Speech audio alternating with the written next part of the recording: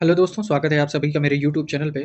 और आज हम अप्रैल मंथ की क्रॉनिकल कवर करने वाले हैं, जिसमें फरवरी 2024 का सारा डेटा दिया हुआ है।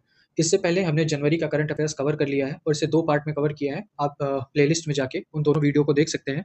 तो आइए देखते हैं फरवरी 2024 यानी अप्रैल 2024 की मैगज़ीन में क्या-क्या इंपॉर्टेंट टॉपिक हैं।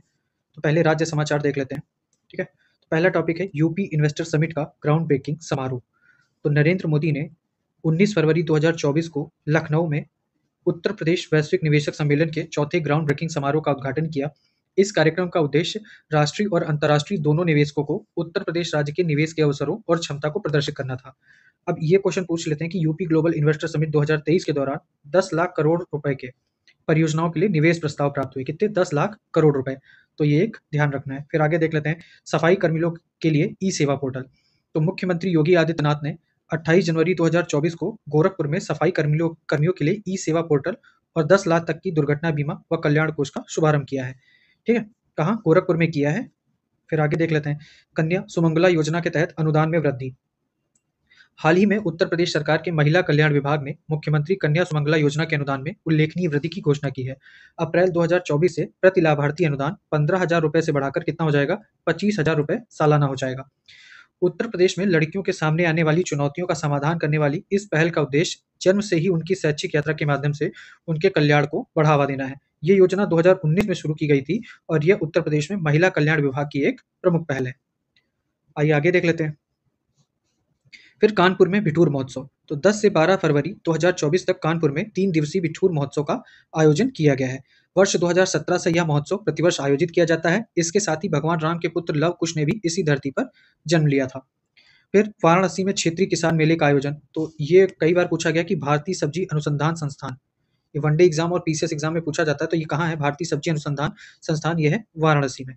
ठीक है? देश में व्यवस्थित सब्जी अनुसंधान को बढ़ावा देने के लिए 1999 में भारतीय सब्जी अनुसंधान संस्थान की स्थापना वाराणसी में की गई थी। बनारस हिंदू विश्वविद्यालय में मानव डीएनए बैंक। तो बनारस यानी बीएचयू में उत्तर भारत का पहला मानव डीएनए बैंक बनाया जा रहा है। तो ध्यान रखिएगा, उत्तर भारत का पहला मानव डीएनए बैंक कहाँ बनाया जा रहा है? बीएचयू में। अब इसकी क्या खासियत होगी? तो डीएनए बैंकों का लक्ष्य व्यक्तिगत चिकित्सा, वन्यजीव संरक्षण और महामारी विज्ञान के अध्ययन के लिए आनुवांशिक डेटा एकत्र करना और उसका विश्लेषण करना है।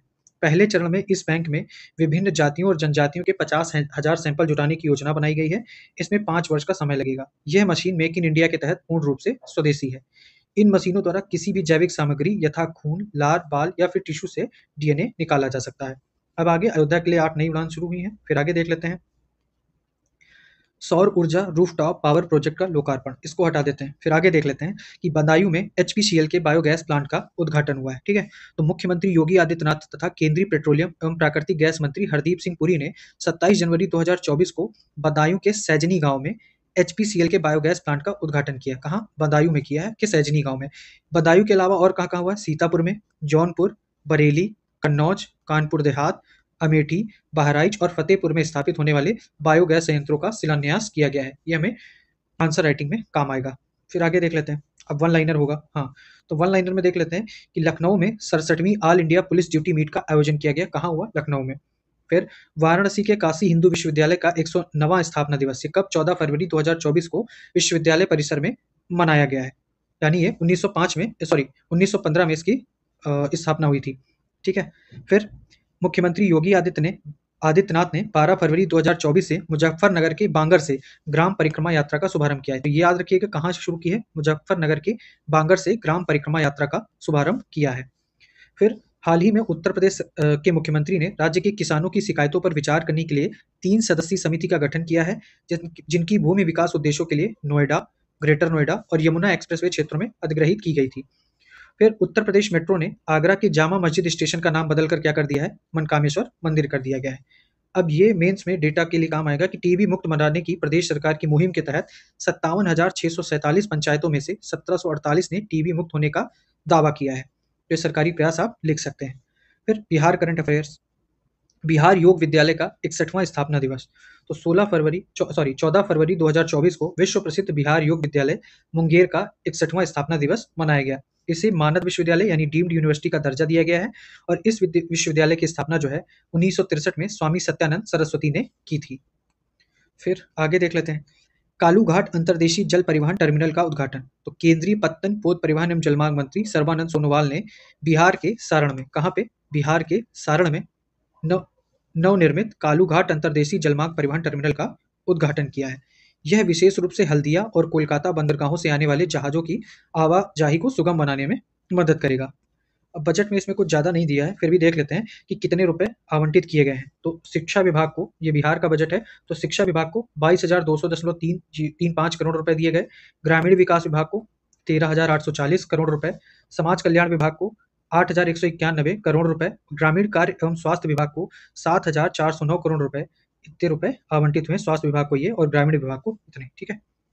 फिर नीतीश कुमार को विश्वास मत प्राप्त हो गया। फिर आगे देख लेते हैं। जमुई जिले में भगवान सूर्य की प्राचीन प्रतिमा। तो जमुई जिले के सिकंदरा प्रखंड क्षेत्र के सिझौरी गांव में 6 फरवरी 2024 को सिमरा तालाब की खुदाई के दौरान 3 फीट ऊंची एक अति प्राचीन दुर्लभ मूर्ति मिली है। यह प्रतिमा भगवान सूर्य की है। प्रतिमा के 1500-1600 वर्ष पहले के पाल काल के प्रारंभिक दौर के होने की संभावना जताई जा रही है। भगवान सूर्य की इस दुर्लभ प्रतिमा के 8वीं सदी के समय की होने का अनुमान जताया जा रहा है, ठीक है। आगे देख लेते हैं। आपदा चेतावनी यंत्र नीतीश का विकास हुआ है। तो बिहार में राज्य आपदा प्रबंधन प्राधिकरण ने बाढ़, वज्रपात, लू और शीतलहर की चेतावनी देने वाले एक विशेष यंत्र आईआईटी पटना के सहयोग से तैयार किया है। किसने किया है? राज्य आपदा प्रबंधन प्राधिकरण ने और आईआईटी पटना के सहयोग से एक जो यंत्र है उसको विकसित किया है। नाम क्या है इसका? नीतीश। इसका फुल फॉर्म देख लेते हैं। Novel initiative technological intervention for safety of human lives. तो ये नीतीश का फुल फॉर्म है। यह आपदा से 30 मिनट पूर्व चेतावनी देने में सक्षम है। वैज्ञानिकों ने इसे इस प्रकार बनाया है कि यह व्यक्ति के शरीर की ऊर्जा यानी गर्माहट से चार्ज हो जाएगा, ठीक है, और इस यंत्र को शरीर पर पहना जा सकता है। फिर वन लाइनर में कुछ ऐसा खास था नहीं। फिर अन्य राज्यों में झारखंड देख लेते हैं। तो चंपाई सोरेन ये किस पार्टी के हैं? झारखंड मुक्ति मोर्चा पार्टी के वरिष्ठ नेता चंपाई सोरेन ने झारखंड के 12वें मुख्यमंत्री के रूप में शपथ ली है। तो ये झारखंड के नए मुख्यमंत्री हैं, ठीक। फिर इसके अलावा बुरहानपुर में केला उत्सव का आयोजन किया गया है। फिर मध्य भारत में यानी मध्य प्रदेश में केला उत्पादन के लिए प्रसिद्ध मध्य प्रदेश के बुरहानपुर शहर में, तो ये केला उत्पादन के लिए फेमस है, बुरहानपुर शहर में केला उत्सव का आयोजन किया गया। 2 दिवसीय इस उत्सव का आयोजन एक जिला एक उत्पाद कार्यक्रम के अंतर्गत किया गया है। फिर छत्तीसगढ़ में पीएम श्री योजना का शुभारंभ किया गया है। इसे हमने पिछले करंट अफेयर जो जनवरी था वहाँ पे पीएम श्री योजना को कवर किया था डिटेल में। तो 19 फरवरी 2024 को केंद्रीय शिक्षा मंत्री धर्मेंद्र प्रधान ने छत्तीसगढ़ में प्रधानमंत्री स्कूल फॉर राइजिंग इंडिया की शुरुआत की। इस योजना के तहत देश भर के उतने 14,500 सरकारी स्कूलों को अपग्रेड किया जा रहा है, ठीक है। तो ये संख्या याद रखिएगा, देश भर में 14,500 सरकारी स्कूल और छत्तीसगढ़ के कुल 248 स्कूलों को पहले चरण में शामिल किया गया है। फिर ओडिशा समावेशी शहरी स्वच्छता नीति 2024, उड़ीसा ने एक नीति जारी की है। अब इसमें क्या है कि ओडिशा सरकार ने अपने स्वस्थ ओडिशा आंदोलन के हिस्से के रूप में शहरों और कस्बों में स्वच्छता बुनियादी ढांचे और सेवाओं तक नागरिकों की पहुंच बढ़ाने के लिए ठोस प्रयास किए हैं। तो कुल मिला के ये सारी चीजें हैं इसमें। फिर उत्तराखंड में देख लेते हैं। तो उत्तराखंड विधानसभा में UCC universal civil code bill पारित हो गया है। तो उत्तराखंड ने 7 फरवरी 2024 को यूसीसी विधेयक पारित किया और कानून बनने के बाद उत्तराखंड आजादी के बाद यूसीसी लागू करने वाला देश का पहला राज्य होगा। गोवा में पुर्तगाली शासन के दिनों से ही यूसीसी लागू है। तो ये याद रखिएगा, आजादी के बाद पहला राज्य उत्तराखंड है और भारत में अगर देखा जाए सबसे पहला तो ये गोवा है जो पुर्तगाली शासन के दिनों से ही लागू था। यूसीसी के तहत प्रदेश में सभी नागरिकों के लिए विवाह, तलाक, गुजारा भत्ता, जमीन संपत्ति और उत्तराधिकार के समान कानून लागू होंगे, चाहे वे किसी भी धर्म को मानने वाले हों। फिर मुख्यमंत्री ने हिमालयन बास्केट लॉन्च किया है। तो कहाँ के उत्तराखंड के मुख्यमंत्री ने हिमालयन बास्केट लॉन्च किया है। ये क्या है कि हिमालयन बास्केट के तहत दूध, हल्दी और पुदीना जैसे कृषि उत्पाद खरीदे जाते हैं और उनसे अलग अलग उत्पाद बनाकर विदेशों में सप्लाई किए जाते हैं। फिर जम्मू कश्मीर देख लेते हैं। तो प्रधानमंत्री ने कहा सांबा जिले में अखिल भारतीय आयुर्विज्ञान संस्थान एम्स का उद्घाटन किया है। जम्मू सांबा जिले में एम्स का उद्घाटन किया गया। फिर आगे पंजाब में सड़क सुरक्षा बल नामक एक नई पहल, ठीक है। तो इसमें ये देख लेते हैं कि यातायात व्यवस्था में सुधार और सड़क दुर्घटनाओं को कम करने के लिए सड़क सुरक्षा बल नामक एक नई पहल शुरू की है पंजाब ने, और पंजाब इस तरह की पहल करने वाला देश का पहला राज्य है। फिर काजी नेमू असम का राज्य फल घोषित किया गया है। तो असम सरकार ने 13 फरवरी 2024 को काजी नींबू यानी खट्टे नींबू को राज्य फल घोषित किया है, ठीक। फिर हमरो संकल्प विकसित भारत पुष्पित सिक्किम, तो ये सिक्किम के राज्यपाल ने ये कार्यक्रम शुरू किया है। ये 1 सप्ताह का कार्यक्रम है।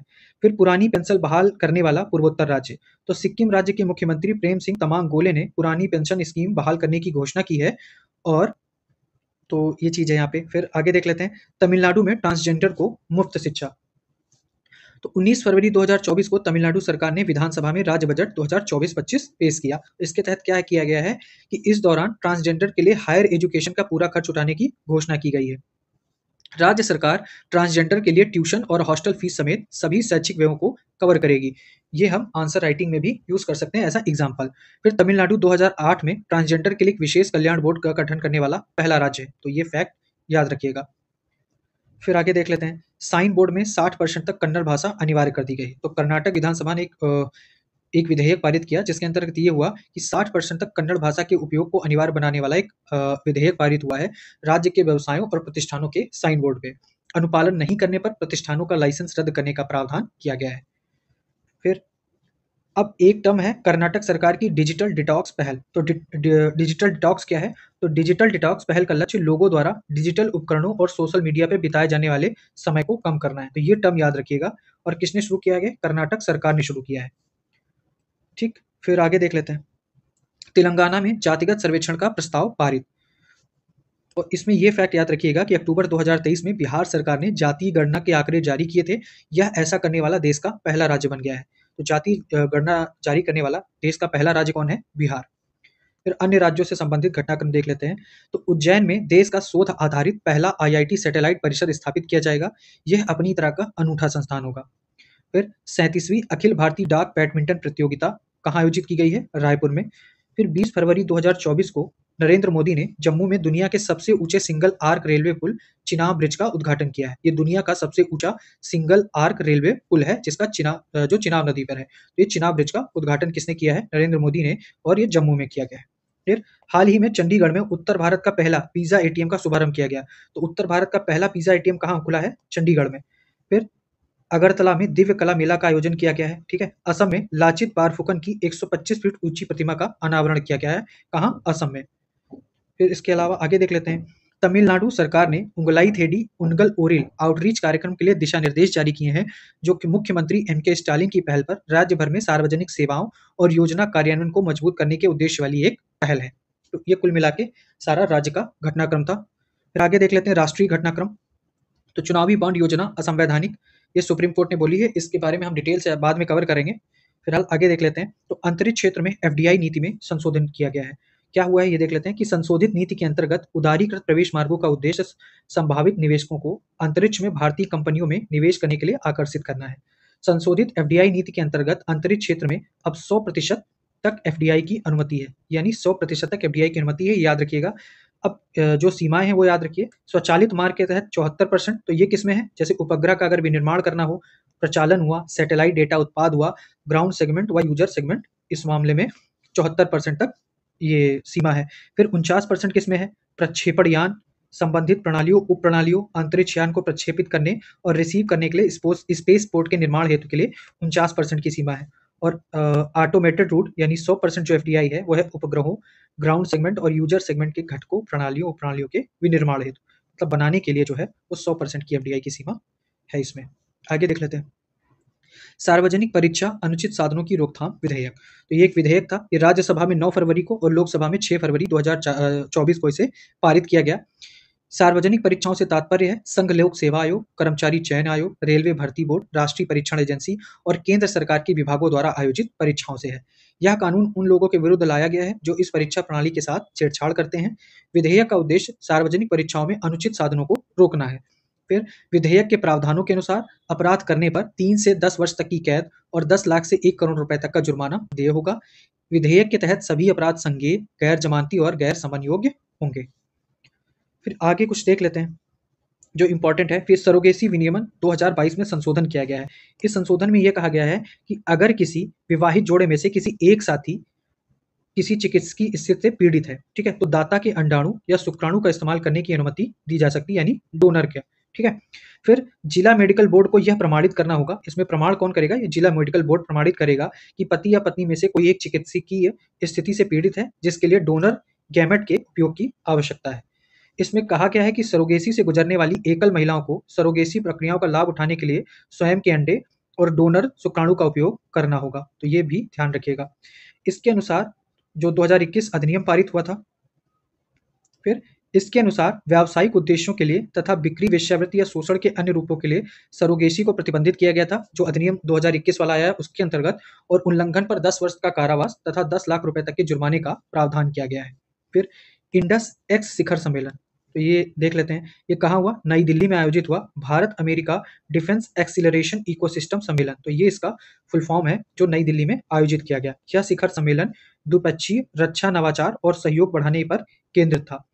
यह मंच भविष्य की तकनीकी प्रगति व रणनीतिक साझेदारी के लिए मंच तैयार करने के साथ अंतर्राष्ट्रीय विज्ञान एवं प्रौद्योगिकी नेटवर्क को प्रोत्साहित करता है।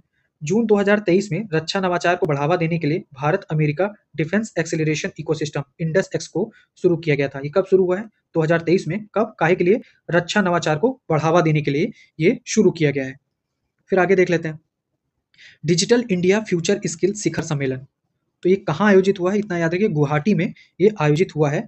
इस शिखर सम्मेलन का उद्देश्य क्या है कि भारत के भविष्य के लिए प्रतिभा विकास पर रणनीति बनाने हेतु विभिन्न क्षेत्रों को एकजुट करना। शिखर सम्मेलन में फ्यूचर लैब्स के कार्यान्वयन के लिए उद्योग क्षेत्र के साथ सीडैक के 22 समझौता ज्ञापनों की घोषणा भी की गई है। पर इतना याद रखिए कि डिजिटल इंडिया फ्यूचर स्किल शिखर सम्मेलन गुवाहाटी में आयोजित किया गया। फिर इंडिया एनर्जी वीक 2024, तो 6 फरवरी 2024 को प्रधानमंत्री नरेंद्र मोदी ने पेट्रोलियम एवं प्राकृतिक गैस मंत्रालय द्वारा आयोजित, किसके द्वारा आयोजित होता है? पेट्रोलियम एवं प्राकृतिक गैस मंत्रालय द्वारा आयोजित इंडिया एनर्जी वीक 2024 का उद्घाटन किया। यह इसका सेकेंड एडिशन था और आयोजित कहाँ हुआ? गोवा में आयोजित किया गया। यह भारत की सबसे बड़ी और एकमात्र सर्वव्यापी ऊर्जा प्रदर्शनी और सम्मेलन है। फिर शिक्षा मंत्रालय का फीफा के साथ समझौता हुआ है। तो शिक्षा मंत्रालय के स्कूली शिक्षा एवं साक्षरता विभाग ने अखिल भारतीय फुटबॉल महासंघ AIFF और federation international D football association, ठीक है, तो फीफा का ये फुल फॉर्म भी है, यहाँ ये भी देख लीजिए, के सहयोग से देश भर के स्कूली छात्रों के लिए फुटबॉल फॉर स्कूल कार्यक्रम शुरू किया है। किसने शुरू किया? शिक्षा मंत्रालय के स्कूली शिक्षा एवं साक्षरता विभाग ने AIFF और फीफा के सहयोग से फुटबॉल फॉर स्कूल कार्यक्रम शुरू किया है। इसका उद्देश्य फुटबॉल से संबंधित गतिविधियों को शिक्षा प्रणाली में निर्बाध रूप से शामिल करना है। फिर आगे अगर कुछ है तो हाँ, तो आगे देख लेते हैं कि राष्ट्रीय आरोग्य मेला। तो राष्ट्रीय आरोग्य मेला का आयोजन कहाँ किया गया है? ये नई दिल्ली में आयोजित हुआ है और ये 4 दिवसीय था। तो 4 दिवसीय राष्ट्रीय आरोग्य मेला नई दिल्ली में आयोजित हुआ। यह आयोजन आयुर्वेद, योग, प्राकृतिक चिकित्सा, यूनानी सिद्ध एवं होम्योपैथी को शामिल करते हुए भारत की समृद्ध उपचार परंपराओं का एक गतिशील अभिसरण है। फिर आगे, हाँ, तो आयोग ने क्या बताया? निर्वाचन आयोग ने जो फरवरी में अपनी जो वोटर लिस्ट है उसको अपडेट किया था, तो उसमें बताया कि वर्ष 2024 के लोकसभा चुनाव में लगभग 97 करोड़ भारतीय मतदान करने के पात्र होंगे। तो ये डेटा आप आंसर राइटिंग में यूज़ कर सकते हैं, उस लिहाज से ये देख लेते हैं। फिर आगे है श्री कल्की धाम मंदिर। तो प्रधानमंत्री नरेंद्र मोदी ने 19 फरवरी 2024 को उत्तर प्रदेश के संभल जिले में, कहाँ? यूपी के संभल जिले में श्री कल्की धाम मंदिर का शिलान्यास किया। इस मंदिर में 10 गर्भगृह होंगे जहां भगवान के सभी 10 अवतार विराजमान होंगे। मंदिर का निर्माण 5 एकड़ भूमि पर होगा और इसे तैयार होने में 5 वर्ष लगेंगे। और क्या खासियत है? तो हिंदू धर्म ग्रंथों के अनुसार भगवान कल्की भगवान विष्णु के 10वें और अंतिम अवतार होंगे, क्योंकि भगवान विष्णु के सभी 9 रूप पहले ही पृथ्वी पर अवतरित हो चुके हैं। फिर 37वां सूरजकुंड अंतर्राष्ट्रीय शिल्प मेला। तो सूरजकुंड अंतर्राष्ट्रीय शिल्प मेला 2 से 18 फरवरी 2024 को हरियाणा के फरीदाबाद में आयोजित किया गया और मेले में इस वर्ष 50 देशों ने भाग लिया। ये याद रखिएगा, कहाँ आयोजित हुआ? हरियाणा के फरीदाबाद में आयोजित हुआ। 50 देशों ने भाग लिया। मेले में तंजानिया ने साझेदार राष्ट्र के रूप में भाग लिया।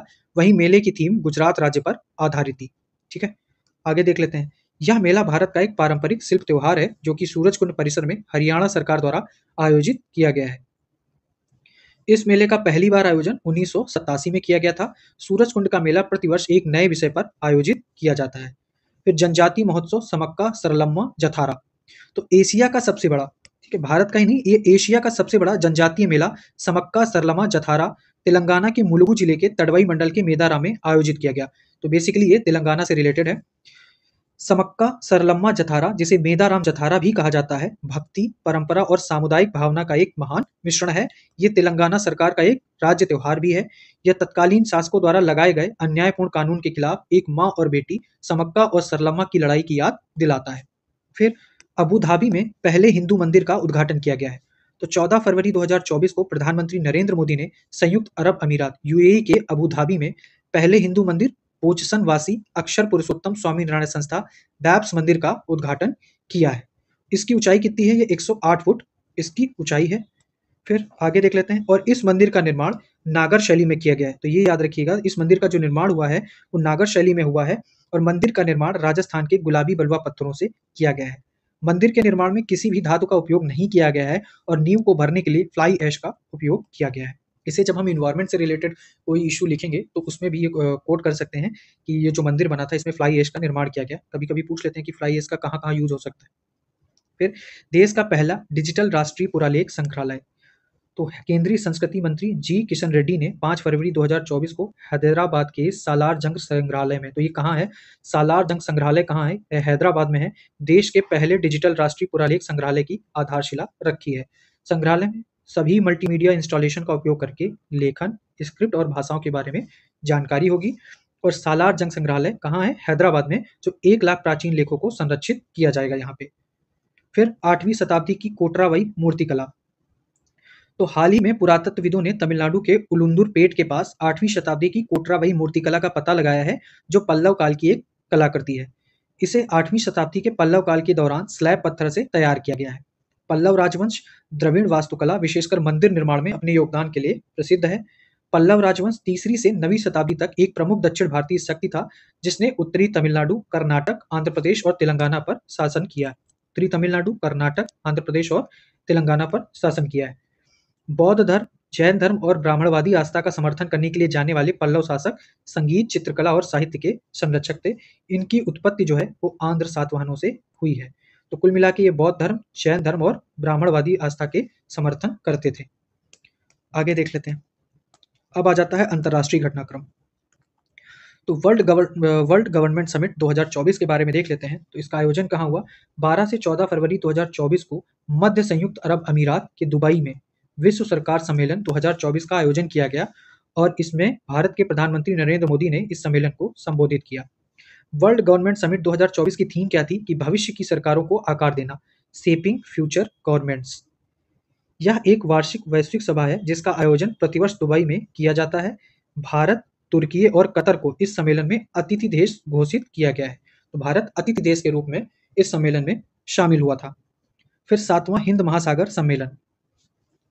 तो ऑस्ट्रेलिया के पर्थ में हिंद महासागर सम्मेलन का 7वां संस्करण प्रायोजित किया गया और इसकी थीम क्या थी? एक स्थिर और टिकाऊ हिंद महासागर की ओर, towards a stable and sustainable Indian ocean.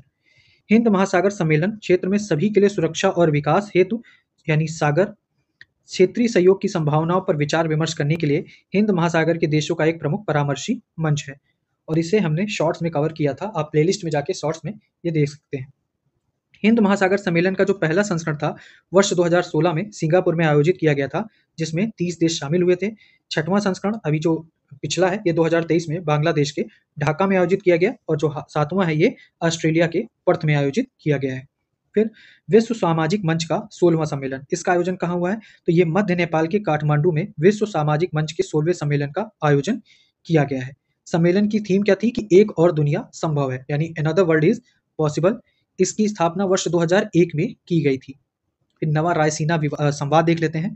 तो ये मध्य नई दिल्ली में नवे रायसीना संवाद का आयोजन किया गया। तो नवा एडिशन था। प्रधानमंत्री नरेंद्र मोदी ने इस संवाद का उद्घाटन किया और ग्रीस के प्रधानमंत्री किरियाकोस मित्सोताकिस, ठीक है, इस संवाद के मुख्य अतिथि के रूप में शामिल हुए। तो ग्रीस के जो प्रधानमंत्री थे ये चीफ गेस्ट थे। रायसीना संवाद भू राजनीति और भू अर्थशास्त्र पर भारत का प्रमुख सम्मेलन है, जिसमें विश्व के कई देशों के विदेश मंत्री हिस्सा लेते हैं। तो ये ध्यान रखिएगा, कई देशों के विदेश मंत्री हिस्सा लेते हैं।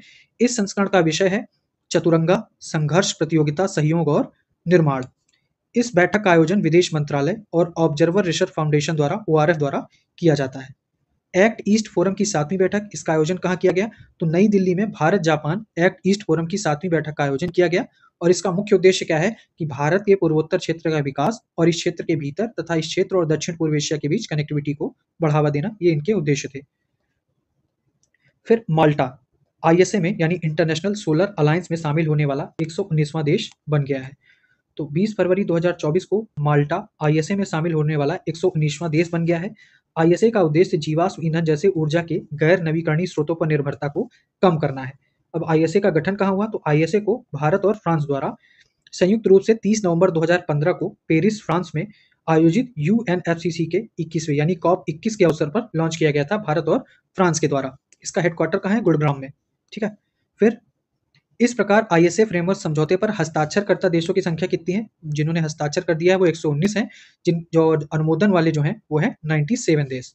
माल्टा सिसिली के दक्षिण में भूमध्य सागर में स्थित एक द्वीपीय राष्ट्र है। इसमें 3 द्वीप शामिल हैं, गोजो, माल्टा और कोमिनो माल्टा सबसे बड़ा द्वीप है। और मई 2004 में माल्टा यूरोपीय संघ का सदस्य बना था, यानी ये यूरोपियन यूनियन का मेंबर भी है। फिर भारत द्वारा इब्सा कोष में $10 लाख का योगदान दिया। तो ये इंपॉर्टेंट फैक्ट है, इसे ध्यान रखिएगा कि भारत ने गरीबी एवं भुखमरी उन्मूलन कोष में $10 लाख अमेरिकी डॉलर का योगदान दिया है। अब इंपॉर्टेंट क्या है कि भारत, ब्राजील एवं दक्षिण अफ्रीका ने, यानी इब्सा ने 2004 में इस कोष का गठन किया था। तो ये जो गरीबी एवं भुखमरी उन्मूलन कोष है, ये किससे रिलेटेड है? इब्सा से। इस कोष का संचालन 2006 में शुरू हुआ था। इब्सा में शामिल 3 देश भारत, ब्राजील और दक्षिण अफ्रीका प्रतिवर्ष कोष में $10 लाख का योगदान देते हैं। तो ये ध्यान रखिएगा। फिर भारत और ताइवान के मध्य प्रवासन एवं गतिशीलता समझौता हुआ है। बस इतना काफ़ी है। फिर कजाकिस्तान के नए प्रधानमंत्री बने हैं ओल्जास बेक्टोनोव। ये कजाकिस्तान के नए प्रधानमंत्री हैं। और कजाकिस्तान की संसद के निचले सदन को, कभी-कभी उलूल-जुलूल क्वेश्चन आ जाते हैं, तो उसमें याद रखिएगा कि कजाकिस्तान की संसद के निचले सदन को क्या कहा जाता है? मजलिस कहा जाता है। फिर यमन के नए प्रधानमंत्री बने हैं अहमद अवद बिन मुबारक, ठीक है। अहमद अवद बिन मुबारक यमन के नए प्रधानमंत्री बन गए हैं। फिर भारतीयों के लिए ईरान की मुफ्त वीजा नीति। ईरान सरकार ने भारतीय नागरिकों के लिए मुफ्त वीजा नीति को मंजूरी दी है, जो 4 फरवरी 2024 से प्रभावी हुआ। यह नीति केवल पर्यटन उद्देश्य के अंतर्गत वैध होगी। इस छूट के साथ पासपोर्ट धारक भारतीय नागरिक 15 दिन के अधिकतम प्रवास के लिए प्रत्येक 6 महीने में एक बार ईरान में प्रवेश कर सकेंगे। अगर भारतीय नागरिक अधिक अवधि के लिए ईरान में रहना चाहते हैं तो उन्हें 6 माह की अवधि के लिए भीतर बार-बार अन्य प्रकार के वीजा लेने होंगे। तो फिलहाल ये जो यह नीति है वो केवल पर्यटन उद्देश्य के अंतर्गत ही वैध होगी। 15 दिन के अधिकतम प्रवास के लिए प्रत्येक 6 महीने बाद एक बार ईरान, यानी आप जनवरी से जून के बीच में एक बार 15 दिन के लिए जा सकते हैं, फिर जुलाई से दिसंबर के बीच में एक बार 15 दिन के लिए जा सकते हैं। फिर आगे देख लेते हैं। 3 अफ्रीकियों द्वारा इकोवास से अलग होने की घोषणा की गई है। तो 3 अफ्रीकी देश कौन से हैं? नाइजर, माली और बुर्किना फासो ने 28 जनवरी 2024 को पश्चिम अफ्रीकी राष्ट्रों के आर्थिक समुदाय यानी इकोवास से अलग होने की घोषणा की है। अब इकोवास क्या है? तो इकोवास पश्चिम अफ्रीका में स्थित 15 देशों का एक क्षेत्रीय राजनीतिक और आर्थिक संघ है। इन तीनों देशों में तख्तापलट का विरोधी रहा है इकोवास। तो जुलाई 2023 में नाइजर में हुआ था, 2022 में बुर्किना फासो और 2020 में माली में सैन्य तख्तापलट होने के बाद इस संगठन और 3 देशों के संबंध तनावपूर्ण हो गए थे। साहिल क्षेत्र में स्थित इन तीनों राष्ट्रों ने कहा है कि उनकी पश्चिम अफ्रीकी राष्ट्रों के आर्थिक समुदाय को छोड़ना उनका एक संप्रभु निर्णय था। अब साहिल पट्टी को थोड़ा देख लेते हैं। तो साहिल पट्टी अफ्रीका के पश्चिम से पूर्व तक विस्तृत एक क्षेत्र है जो सहारा के रेगिस्तान को दक्षिण के घास के मैदानों से पृथक करता है। फिर जापान का 1000 वर्ष पुराना सोमिन साई महोत्सव। तो सोमिन साई महोत्सव कहाँ का है? बस इतना याद रखिए, ये जापान का है। बस इसके अलावा और कुछ नहीं। फिर आगे देख लेते हैं, आर्थिकी देख लेते हैं। तो घरेलू कच्चे तेल पर विंडफॉल टैक्स में वृद्धि हो गई है। अब खाली हमें ये ध्यान रखना है कि विंडफॉल टैक्स क्या है। तो विंडफॉल टैक्स एक ऐसी स्थिति में किसी इंडस्ट्री पर लगाया जाता है जहां कंपनियों को अचानक ऊंचा मुनाफा प्राप्त होता है। और विंडफॉल टैक्स आम टैक्स दरों के ऊपर और अतिरिक्त होता है, मतलब ये कुल मिला के एक सेस और सरचार्ज के रूप में होता है। फिर बीमा सुगम भारत का बीमा ई बाजार। तो भारतीय बीमा नियामक एवं विकास प्राधिकरण इरडाई ने 13 फरवरी 2024 को इलेक्ट्रॉनिक बीमा बाजार बीमा सुगम के लिए मसौदा विनियम जारी किए हैं। यह मार्केट प्लेस पॉलिसी धारकों के हितों की रक्षा करके उन्हें सशक्त करेगा और भारत में बीमा की पहुंच बढ़ाएगा तथा उपलब्धता, सामर्थ्य और पहुंच में वृद्धि करेगा। तो कुल मिला के इतना ही था। विकास दर तो टाइम टाइम के हिसाब से चेंज होती रहती हैं, जो पेपर के लेटेस्ट टाइम पे आने वाली होंगी वो हम देख लेंगे। फिर आगे देख लेते हैं, इरेडा एवं पीएनबी के मध्य समझौता हुआ है। तो भारतीय अक्षय ऊर्जा विकास एजेंसी इरेडा तथा पंजाब नेशनल बैंक पीएनबी ने नई दिल्ली में एक समझौता ज्ञापन पर हस्ताक्षर किए हैं। और ये समझौते का उद्देश्य क्या है कि देश भर में विभिन्न प्रकार की अक्षय ऊर्जा परियोजनाओं को प्रभावी वित्तीय सहायता प्रदान करना तथा धारणीयता एवं पर्यावरण जागरूकता को बढ़ावा देना है। तो इरेडा एवं पीएनबी के मध्य समझौता हुआ है अक्षय ऊर्जा परियोजनाओं के प्रभावी वित्तीय सहायता के लिए। फिर श्रीलंका और मॉरिशस में यूपीआई सेवाओं की शुरुआत हो गई है। तो 12 फरवरी 2024 को कहाँ-कहाँ? श्रीलंका और मॉरिशस में भारत के एकीकृत भुगतान सेवा यूपीआई की शुरुआत की गई है। मॉरिशस में रुपे कार्ड सेवाएं भी शुरू की गई हैं। फिर national payment corporation of India यानी एनपीसीआई द्वारा विकसित यूपीआई। यूपीआई किसके द्वारा विकसित है? एनपीसीआई। फिर मोबाइल फोन के माध्यम से अंतर बैंक लेन-देन की सुविधा के लिए एक त्वरित वास्तविक समय भुगतान प्रणाली है। रुपे जो है ये भारत का वैश्विक कार्ड भुगतान नेटवर्क है जिसे दुकानों, एटीएम और ऑनलाइन प्लेटफॉर्म में व्यापक रूप से स्वीकृति प्राप्त है। फिर आगे देख लेते हैं, पेरिस के एफिल टावर में यूपीआई लॉन्च किया गया। तो फ्रांस में भारतीय दूतावास ने पेरिस के एफिल टावर पर यूपीआई को औपचारिक रूप से लॉन्च किया और इससे क्या होगा कि डिजिटल पेमेंट को बढ़ावा मिलेगा। एनसीपीआई इंटरनेशनल पेमेंट्स लिमिटेड और एनआईपीएल और फ्रांस की लाइरा कलेक्ट ने फ्रांस और यूरोप में यूपीआई को लागू करने के लिए एक समझौते पर हस्ताक्षर किया था। यूपीआई को लॉन्च कब किया गया? तो यूपीआई को 2016 में एनपीसीआई ने लॉन्च किया था। तो ये ध्यान रखिएगा। फिर आगे देख लेते हैं।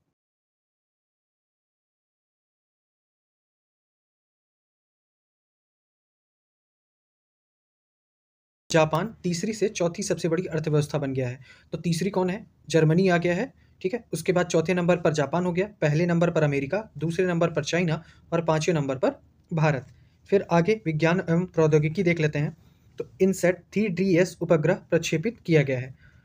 तो इसरो द्वारा, किसके द्वारा? इसरो द्वारा GSLV F14, ठीक है, PSLV नहीं है इसमें, GSLV F14 के द्वारा इनसेट 3DS उपग्रह प्रक्षेपित किया गया है। यह GSLV F14 की 16वीं और स्वदेशी क्रायो स्टेज के साथ 10वीं उड़ान थी। इनसेट 3DS की मदद से प्राकृतिक आपदाओं का पूर्वानुमान लगाया जा सकेगा। इसका उपयोग बादल, कोहरे, वर्षा, बर्फ, आग, धुआं, भूमि और समुद्रों की गहराई की शोध के लिए भी किया जाएगा। वर्तमान में मौसम संबंधी उपग्रह इनसेट 3D और इनसेट 3DR की सहायता से मौसम की जानकारी प्राप्त की जाती है। फिर आगे देख लेते हैं, गगनयान मिशन के लिए CE-20 क्रायोजेनिक इंजन तैयार कर दिया गया है। तो इसरो ने गगनयान मिशन के लिए CE-20 क्रायोजेनिक इंजन तैयार कर लिया है। यह गगनयान मानव अंतरिक्ष मिशन के लिए LVM लॉन्चिंग पैड के क्रायोजेनिक चरण को शक्ति प्रदान करता है। गगनयान मिशन क्या है? तो गगनयान मिशन भारत का पहला मानव युक्त अंतरिक्ष मिशन है। इस मिशन में 3 अंतरिक्ष मिशन शामिल हैं। इन 3 मिशनों में 2 जो होंगे वो मानव रहित होंगे और 1 मानव युक्त मिशन होगा। मिशन के तहत क्या किया जाएगा कि 3 चालक दल के सदस्यों को 400 किलोमीटर की कक्षा में 3 दिनों के मिशन के लिए भेजा जाएगा और फिर उन्हें सुरक्षित पृथ्वी पर वापस लाया जाएगा। एक TOI 715b नामक ग्रह की खोज की गई है। तो ये 137 प्रकाश वर्ष दूर है। वैज्ञानिकों द्वारा इसे सुपर अर्थ भी कहा जा रहा है, ठीक।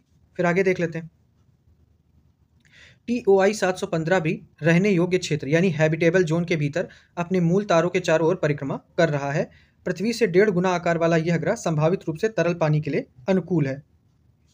अब आगे दिया है कि जेम्स वेब टेलीस्कोप का उपयोग करके ट्रांजिटिंग एक्सोप्लैनेट सर्वे सैटेलाइट यानी टेस्ट द्वारा की गई यह खोज, ये इसके द्वारा की गई है, जेम्स वेब टेलीस्कोप। तो जेम्स वेब टेलीस्कोप जो है ये अवरक्त प्रकाश का अवलोकन करता है और यह नासा, CSA यानी कनाडाई अंतरिक्ष एजेंसी और यूरोपीय अंतरिक्ष एजेंसी के मध्य एक सहयोगात्मक परियोजना है, ठीक।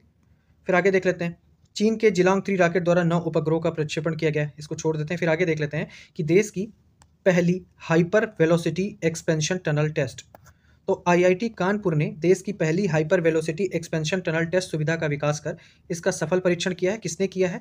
IIT कानपुर ने किया है। इस सुविधा से क्या होगा कि हाइपरसोनिक क्रूज मिसाइलों को सटीक निशाना लगाने के लिए तैयार किया जा सकेगा। IIT कानपुर में स्थापित 24 मीटर लंबी टनल को जिगरथंडा नाम दिया गया है। यह भारत की पहली हाइपर वेलोसिटी एक्सपेंटेशन टनल सुविधा है। फिर आगे देखते हैं, C-DOT एवं IIT रुड़की के मध्य समझौता हुआ है, ठीक है। इसके अलावा तेजस के नव एकीकृत MK-1A प्रोटोटाइप का परीक्षण किया गया है। तो मार्क 1A क्या है? ये तेजस का एक नया प्रोटोटाइप है। इसके लिए फिलहाल इतना ही देख लेते हैं। हाँ, तो स्वदेश निर्मित तेजस, इसके बारे में देख लेते हैं। तो तेजस जो है एक एकल इंजन वाला बहुउद्देशीय लड़ाकू विमान है जो आसमान में अधिक खतरे की स्थिति में काम करने में सक्षम है।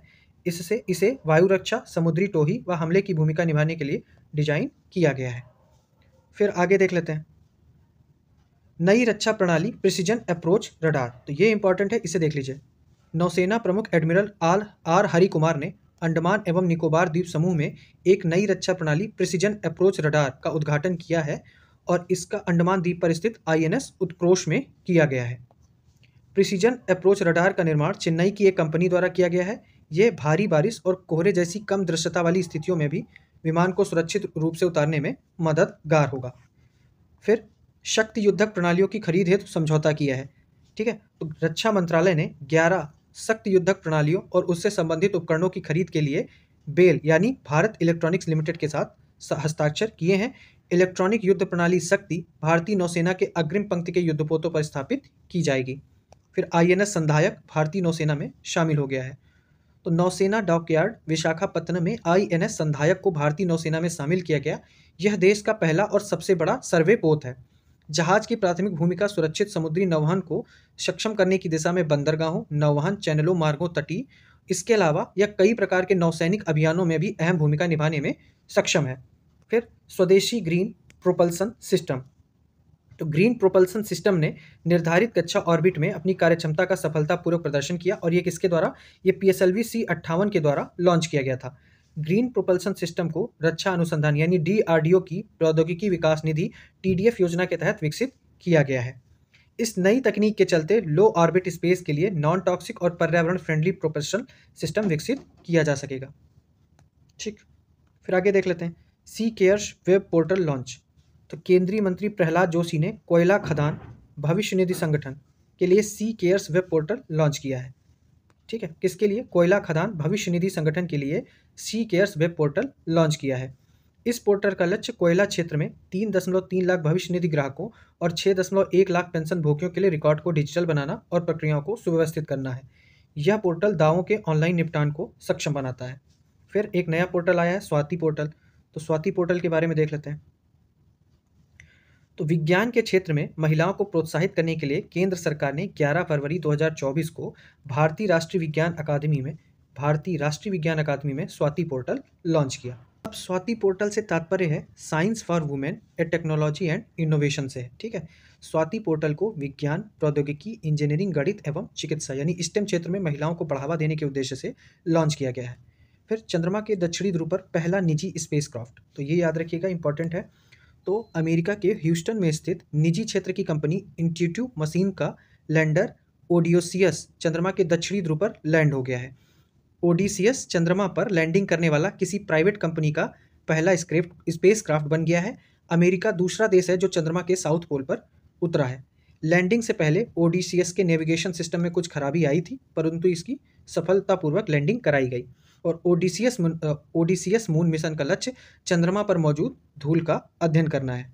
ठीक है, और ओडिसियस जिस जगह पर लैंड हुआ उसे मालापर्ट के नाम से जाना जाता है और यहाँ सूरज की रोशनी नहीं पहुँचती है। आइए आगे देख लेते हैं कोरोनल मास इंजेक्शन के प्रभाव का अवलोकन। तो अभी इसरो द्वारा आदित्य L1 भेजा गया। तो आदित्य L1 के साथ भेजे गया है plasma analyser package for Aditya यानी पापा। पेलोड ने कोरोनल मास इंजेक्शन के प्रभाव का पता लगाया। अब पापा क्या है, तो पापा एक ऊर्जा और द्रव्यमान विश्लेषक है जिसे निम्न ऊर्जा सीमा में सौर पवन इलेक्ट्रॉनों और आयनों के इंसिटू माप के लिए डिजाइन किया गया है। इसमें 2 सेंसर हैं। सौर पवन इलेक्ट्रॉन ऊर्जा जांच, मतलब कभी कभी पूछ सकते हैं कि कौन कौन से उपकरण लगे हैं। तो एक तो पापा हो गया, एक स्वीप हो गया, एक स्वीकर हो गया। ठीक है, पापा पेलोड को विक्रम साराभाई अंतरिक्ष केंद्र की अंतरिक्ष भौतिकी प्रयोगशाला एवियोनिक्स इकाई द्वारा विकसित किया गया है। किसके द्वारा, एवियोनिक्स इकाई द्वारा। अब आगे पर्यावरण एवं पारिस्थितिकी का घटनाक्रम देख लेते हैं। तो India climate and development partner meet. तो गोवा के पणजी में India climate and development partner meet का आयोजन किया गया। कहाँ हुआ, गोवा के पणजी में। इसका उद्देश्य हितधारकों के बीच क्रॉस लर्निंग को बढ़ावा देना और सफल उदाहरणों को बढ़ाने में मदद करना है। बस इसमें इतना ही ध्यान रखना है। फिर आगे देख लेते हैं जलवायु कार्रवाई के लिए मिश्रित वित्त सुविधा हेतु समझौता। तो गोवा सरकार और पावर फाइनेंस कॉरपोरेशन ने 20 फरवरी 2024 को एक मिश्रित वित्त सुविधा का एक समझौता किया है। गोवा सरकार विश्व बैंक के साथ साझेदारी में मिश्रित वित्त सुविधा स्थापित कर रही है। अब ये पूछ सकते हैं कि कौन सा राज्य विश्व बैंक की साझेदारी में मिश्रित वित्त सुविधा स्थापित कर रहा है, तो गोवा, जिसका लक्ष्य निम्न कार्बन उत्सर्जन जलवायु अनुकूल विकास को बढ़ावा देना है। फिर आगे देख लेते हैं। तो ग्रीन हाइड्रोजन के प्रयोग हेतु दिशा निर्देश जारी किए गए हैं। नवीन एवं नवीकरणीय ऊर्जा मंत्रालय द्वारा यह दिशा निर्देश राष्ट्रीय हरित हाइड्रोजन मिशन के अंतर्गत जारी किए गए हैं। ग्रीन हाइड्रोजन पवन और सौर ऊर्जा जैसे नवीकरणीय ऊर्जा स्रोतों से जल में विद्युत प्रवाहित करके इलेक्ट्रोलिसिस प्रक्रिया के माध्यम से उत्पादित किया जाता है। नवीकरणीय ऊर्जा तथा इलेक्ट्रोलाइजर की कीमत की कमी आने से अगले कुछ वर्षों में ग्रीन हाइड्रोजन चालित वाहनों के अधिक प्रतिस्पर्धी बनने की संभावना है। और राष्ट्रीय हरित हाइड्रोजन मिशन के तहत बस, ट्रक और 4 पहिया वाहनों के ईंधन में ग्रीन हाइड्रोजन के इस्तेमाल की प्रौद्योगिकी विकसित की जाएगी आने वाले कुछ समय में। तो कुल मिला के इसमें यही सब दिया हुआ था। अब इसमें आगे ये है कि राष्ट्रीय हरित हाइड्रोजन मिशन कब शुरू हुआ था, 4 जनवरी 2023 को वित्त वर्ष 2029-30 तक के साथ शुरू किया गया है। तो टाइमलाइन क्या है, 2023 में शुरू किया गया है और 2029-30 तक का। ठीक है, फिर भारत में अब 80 रामसर स्थल हो गए हैं। तो रामसर सूची का उद्देश्य क्या है कि आर्द्रभूमियों का एक अंतर्राष्ट्रीय नेटवर्क विकसित करना और इसका रखरखाव करना। इसका नाम कैस्पियन सागर पर स्थित ईरानी शहर रामसर के नाम पर रखा गया है, जो 2 फरवरी 1971 को इस संधि पर हस्ताक्षर किए गए थे। अब 5 पहले 75 तो थे ही, अब 5 नए कौन ऐड हुए हैं? तो ये है अंक समुद्र पक्षी संरक्षण रिजर्व, कहाँ है? कर्नाटक में। अग्नाशनी एस्चुरी, ये भी कर्नाटक में। मगधी केरे संरक्षण रिजर्व कर्नाटक में।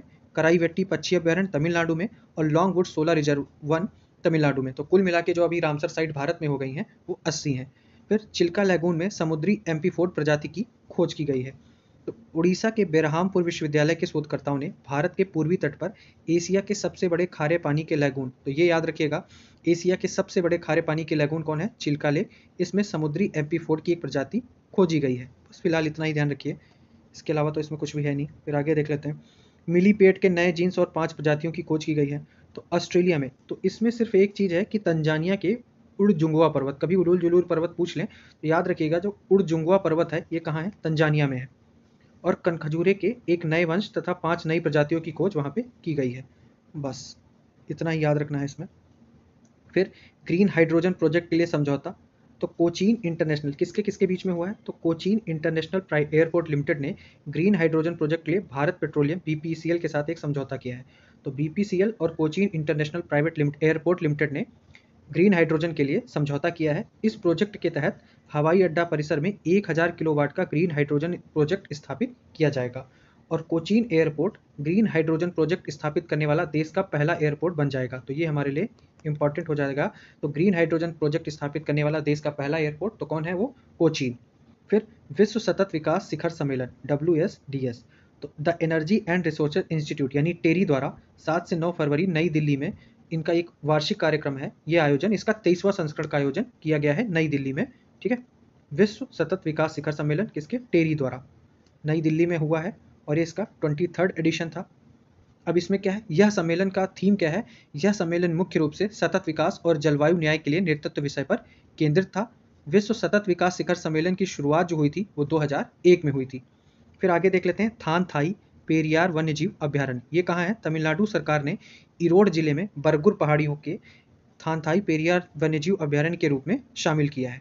यह क्षेत्र सत्यमंगलम टाइगर रिजर्व को माले महादेश्वरा हिल, ठीक है, कहाँ? माले महादेश्वरा हिल टाइगर रिजर्व और कावेरी वन्यजीव अभ्यारण्य से जोड़ता है, तो ये याद रखिएगा।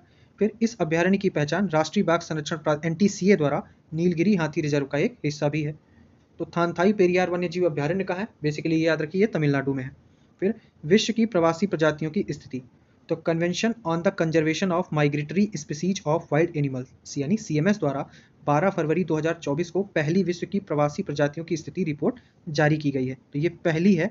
तो विश्व की प्रवासी प्रजातियों की स्थिति रिपोर्ट किसने जारी की है? ये CMS द्वारा जारी की गई है। रिपोर्ट के अनुसार अत्यधिक दोहन तथा मानव गतिविधि के कारण निवास स्थान की हानि सभी प्रवासी प्रजातियों के लिए 2 सबसे बड़े खतरे हैं। एक अत्यधिक दोहन तथा मानव गतिविधि के कारण निवास स्थान की हानि, ये सबसे बड़े 2 रीजन हैं। फिर अपनी तरह का यह पहला अध्ययन संयुक्त राष्ट्र पर्यावरण कार्यक्रम विश्व संरक्षण निगरानी केंद्र के संरक्षण वैज्ञानिकों द्वारा किया गया है।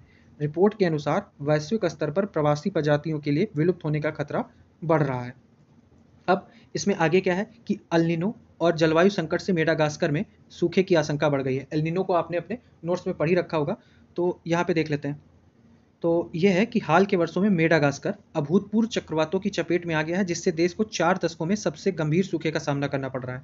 ठीक है, तो मेडागास्कर में सबसे गंभीर मतलब एक सूखे की स्थिति उत्पन्न हो गई है और सूखे के कारण बड़े पैमाने पर खाद्य अभाव हुआ है और हजारों लोग अकाल की स्थिति में पहुंच गए हैं। एल्निनो क्या है? ये एक नियमित मौसमी घटना है जो समुद्र के आसपास हवा के तापमान को प्रभावित करती है। रिपोर्ट एवं सूचकांक देख लेते हैं। तो पहला टॉपिक है हेनले पासपोर्ट इंडेक्स। तो हाल ही में विश्व के देशों की पासपोर्ट रैंकिंग जारी की है। हेनले पासपोर्ट इंडेक्स में भारत 50वें स्थान पर खिसक गया है। जनवरी 2024 में जो जारी की गई थी रैंकिंग में, उसमें भारत 80वें स्थान पर था और ये हेनले पासपोर्ट इंडेक्स मासिक रूप से अपडेट किया जाता है। तो ये याद रखिएगा, ये मासिक रूप से अपडेट किया जाता है। जनवरी में भारत 80 स्थान पर था और फरवरी में ये 85 नंबर पर आ गया। इस रैंकिंग में 6 देश सबसे ताकतवर पासपोर्ट वाले देश हैं। कौन कौन से हैं? France, Germany, Italy, Spain, Japan और सिंगापुर। फिर आगे देख लेते हैं लोकतंत्र सूचकांक। ठीक है, लोकतंत्र सूचकांक किसके द्वारा जारी किया जाता है? ये इकोनॉमिस्ट इंटेलिजेंस यूनिट EIU द्वारा विश्व में लोकतंत्र की स्थिति पर डेमोक्रेसी इंडेक्स 2023 नामक रिपोर्ट जारी की गई। अब किसके द्वारा जारी किया जाता है ये देख लीजिए। तो ये इकोनॉमिस्ट इंटेलिजेंस यूनिट EIU द्वारा जारी किया जाता है। सूचकांक में भारत वर्ष 2022 के मुकाबले 5 अंकों के सुधार हुआ है। ठीक है, 5 अंकों के सुधार के साथ 41 नंबर पर है। स्कोर कितना है 7.18 और 2022 में भारत 46वें स्थान पर था। इस सूचकांक में देशों को 4 श्रेणियों में बांटा जाता है। कौन कौन से? Full democracy, flawed democracy, hybrid regime और ऑथोरिटेरियन रेजिम। सूचकांक में नॉर्वे, न्यूजीलैंड, आइसलैंड ये टॉप पर हैं। तो ये याद रखिएगा, टॉप पर कौन है? नॉर्वे, न्यूजीलैंड, आइसलैंड ये टॉप पर हैं। इसके अलावा उत्तर कोरिया 165, म्यांमार 166 और अफगानिस्तान 167 ये सबसे निचले स्थान पर हैं।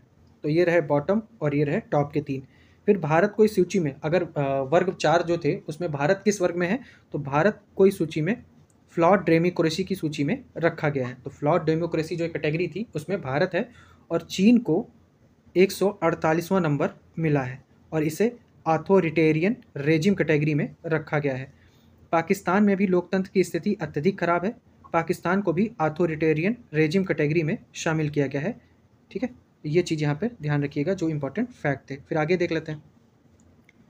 आगे था कि नरेंद्र मोदी सबसे लोकप्रिय वैश्विक नेता बन गए हैं। तो अमेरिका स्थित एक फर्म है global decision intelligence agency morning consult के एक सर्वे के अनुसार प्रधानमंत्री नरेंद्र मोदी 78% अनुमोदन रेटिंग के साथ सबसे लोकप्रिय वैश्विक नेता बन गए हैं। और मैक्सिको के राष्ट्रपति आंद्रेस मैनुअल लोपेज इन्होंने दूसरा स्थान प्राप्त किया है और अर्जेंटीना के जो राष्ट्रपति हैं जेवियर माइली ये तीसरे स्थान पर थे। अब इसमें देखने वाली बात है जो अमेरिका के राष्ट्रपति जो बाइडेन हैं ये 11वें स्थान पर हैं।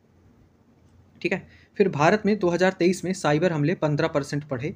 तो ये हमारे मेंस में आंसर राइटिंग के लिए काम आ जाएगा पेपर 3 में जब हम साइंस का लिखेंगे।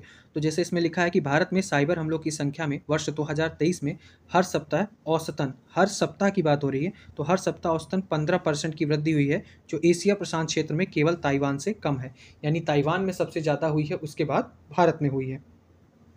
फिर वरिष्ठ नागरिकों की स्थिति पर एक नीति आयोग ने रिपोर्ट जारी की है, तो वो देख लेते हैं। नीति आयोग ने 16 फरवरी 2024 को भारत में नागरिकों की देखभाल में सुधार करना, वरिष्ठ नागरिक देखभाल प्रतिमान की पुनर्कल्पना शीर्षक से एक स्थिति पत्र जारी किया है। इस रिपोर्ट का जारी होना विकसित भारत 2047 के लक्ष्य को प्राप्त करने की भारत की प्रतिबद्धता की दिशा में उठाया गया एक अहम कदम है। फिलहाल बस इतना ही है कि वरिष्ठ नागरिकों की स्थिति पर किसने रिपोर्ट जारी की है? तो नीति आयोग ने अभी हाल में रिपोर्ट जारी की है। फिर कच्चे तेल की मांग का बड़ा केंद्र बनेगा भारत। तो इसमें कुछ इंपॉर्टेंट फैक्ट हैं वो देख लेते हैं। तो गोवा के बैतूल में आयोजित इंडिया एनर्जी वीक, तो इंडिया एनर्जी वीक हमने पहले भी पढ़ा, ये कहाँ हुआ? गोवा में। आईईए ने बताया कि अगले 7 वर्षों में भारत तेल की वैश्विक, ये डेटा है जो हम आंसर राइटिंग में यूज़ कर सकते हैं, तो अगले 7 वर्षों में भारत तेल की वैश्विक मांग का सबसे बड़ा केंद्र बन जाएगा, जबकि घरेलू उत्पादन 22% कम हो जाएगा। मतलब डिमांड बढ़ भी रही होगी, उसके बाद भी जो डोमेस्टिक प्रोडक्शन है उसमें कमी आएगी। भारत पहले ही कच्चे तेल का दूसरा सबसे बड़ा शुद्ध आयातक बन गया है।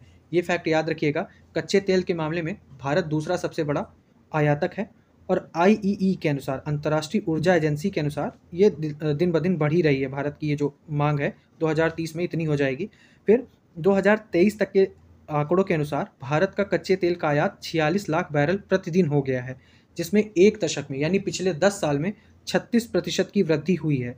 भारत वर्तमान में, अब ये एक और इम्पॉर्टेंट डेटा है कि भारत वर्तमान में अमेरिका और चीन के बाद कच्चे तेल का तीसरा सबसे बड़ा उपभोक्ता है।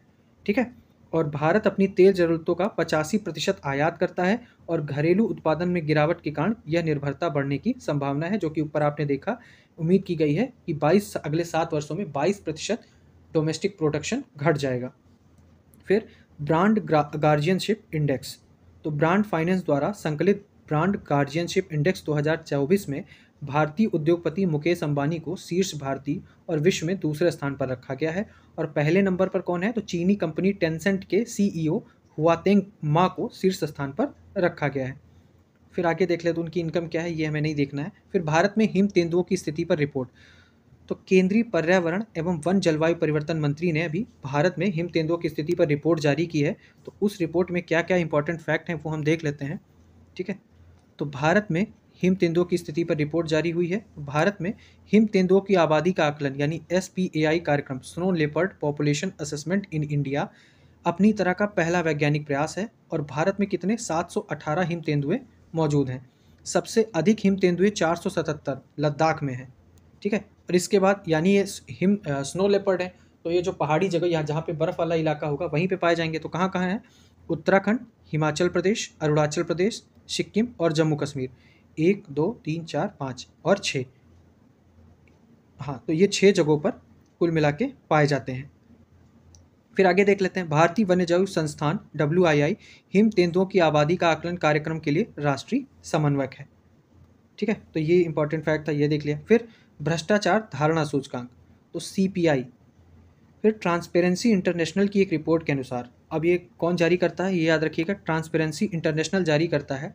2023 के भ्रष्टाचार धारणा सूचकांक CPI में भारत 180 देशों में 93 नंबर पर रहा है। ठीक है, 93 नंबर पे है भारत 180 देशों में। फिर भ्रष्टाचार के मामले में भारत की स्थिति में 2022 की तुलना में 2023 में मामूली बदलाव हुआ है। और इस सूचकांक में शीर्ष पर कौन है? टॉप पर है डेनमार्क, उसके बाद फिनलैंड, न्यूजीलैंड और नॉर्वे। रैंकिंग के लिए 0 से 100 के स्कोर का उपयोग किया गया है, जहां 0 क्या है वो अत्यधिक भ्रष्ट है और 100 बहुत ईमानदार का सूचक है। तो ये याद रखिएगा, ऐसा नहीं 0 है तो वो बहुत ज़्यादा मतलब ईमानदार है और 100 है तो बहुत ज़्यादा फ्रॉडिया। तो इसमें उल्टा है, 0 है तो वो अत्यधिक भ्रष्ट और 100 मतलब बहुत ईमानदार।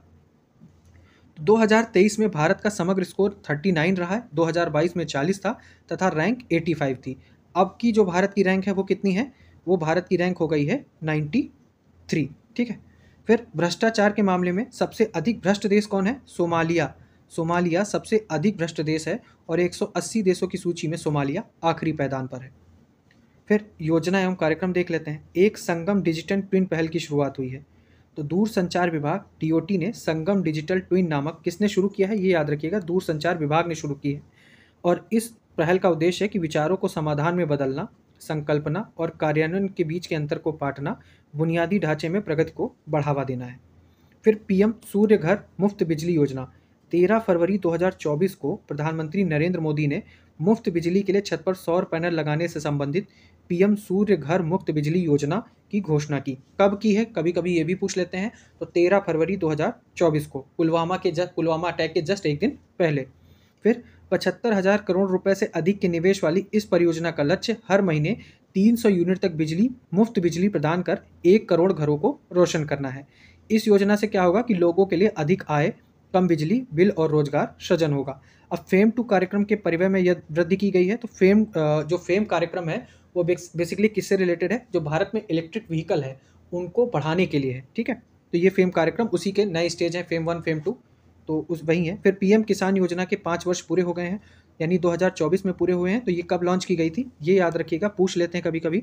तो प्रधानमंत्री नरेंद्र मोदी ने 24 फरवरी 2019 को उत्तर प्रदेश के गोरखपुर से इस योजना को लॉन्च किया था। और इस योजना का क्रियान्वयन किसके द्वारा किया जाता है? केंद्रीय कृषि व किसान कल्याण मंत्रालय द्वारा इसका क्रियान्वयन किया जाता है। अब PM किसान योजना, तो PM किसान योजना जो है वो किसानों की आय में वृद्धि करने के उद्देश्य से लॉन्च की गई थी। PM किसान योजना से किसानों को आर्थिक रूप से स्थिरता मिली है और वे अपनी खेती और कृषि सक्रियता को बेहतर बनाने में सक्षम हुए हैं।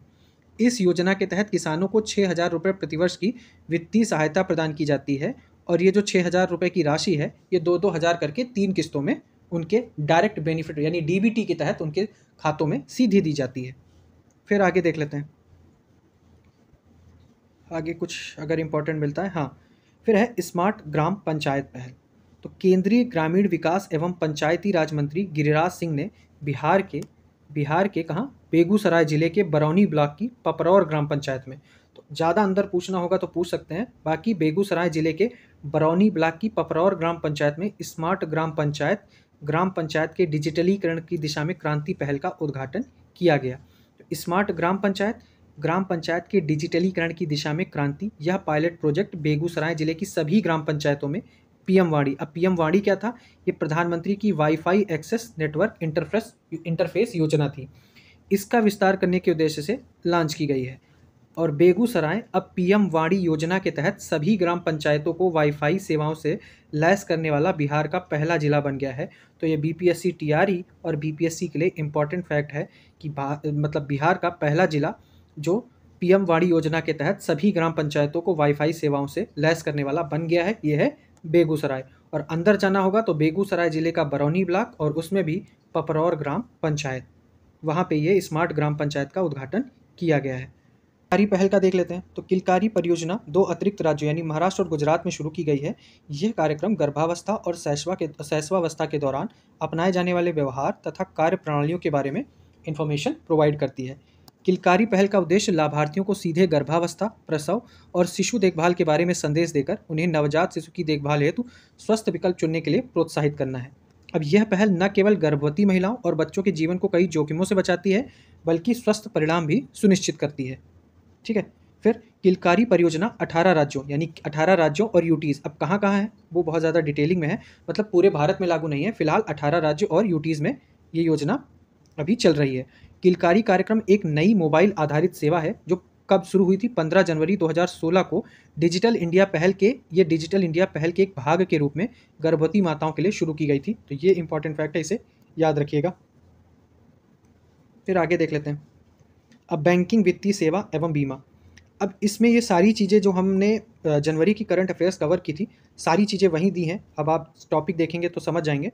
ठीक है, तो लगभग सारी चीज़ें वहीं हैं, तो इसे फिलहाल यहाँ पे छोड़ देते हैं। अब अगला देखते हैं, उद्योग एवं व्यवसाय। तो टेक महिंद्रा द्वारा आर्किट साइबर टेक का अधिग्रहण।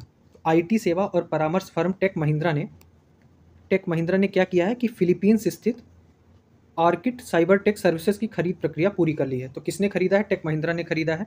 फिर drug controller general of India की एक नई पहल हुई है। तो drug controller general of India ने भारत में व्यापार सुगमता के सुधार के लिए एक नई पहल की घोषणा की है। इसका उद्देश्य क्या है कि त्वरित समाधान के लिए शिकायतों और सुझावों को सुनना है। फिर आगे देख लेते हैं। आगे दिया हुआ है कि फ़ोनपे ने लॉन्च किया इंडस ऐप स्टोर। तो फ़ोनपे ने हाल ही में एक स्वदेशी Android market place Indus app store, तो ये पूछ सकते हैं कि किसने लॉन्च किया है? तो ये लॉन्च किया है फ़ोनपे ने, इंडस ऐप स्टोर लॉन्च किया है। इसमें डेवलपर्स को मार्च 2025 तक कोई लिस्टिंग शुल्क नहीं मिलेगा।